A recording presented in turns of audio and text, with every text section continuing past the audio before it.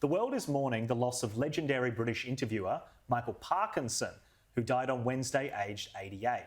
Now, he had a very rare gift when it came to connecting to those he interviewed, and many Australians might remember this moment with one of our greatest swimmers of all time.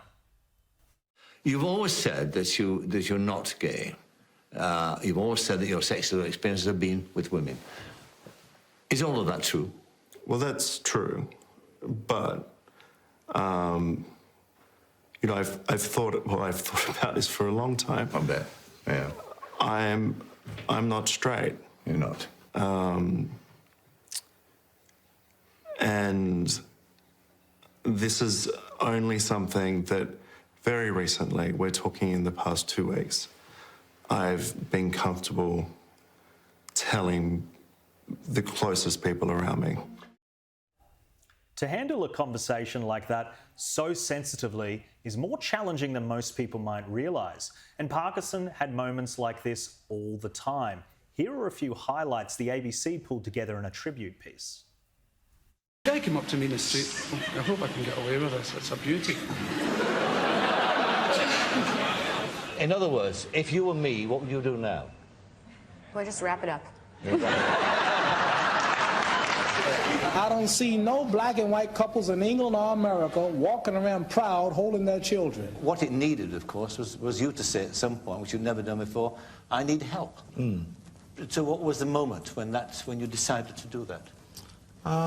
It's very hard to say you need help, you know, because you think you can solve your own problems. Performs like a playboy? I have my moments.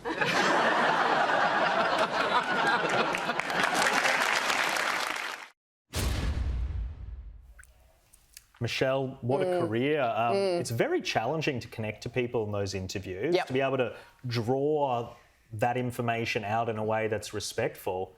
He was the king. I mean, he walked this beautiful line between being a journalist and asking the hard questions, and also it was entertaining as well. He disarmed people, he made them feel comfortable. I mean, this is a man who worked across, you know, multiple networks for 31 seasons or thereabouts, but he did, one of the interesting things, he did say the one person he never got to interview, which he wished he had, was Putin.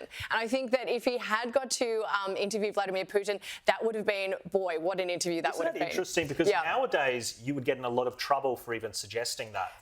And it shows that the interest and the desire to want to talk to people who are controversial, we've almost lost that from our industry. It's an end of an era in a way. And I think also the idea of like interviewing people and making them seem like, you know, they're just regular people. They're just people like you and I. And I know that a lot of people, you know, would think that that was a little odd to say, but there's something really nice about just really getting to the crux of what a person is about, no matter how famous they are, no matter whether it's Putin or whoever. And I think he did that really, really well.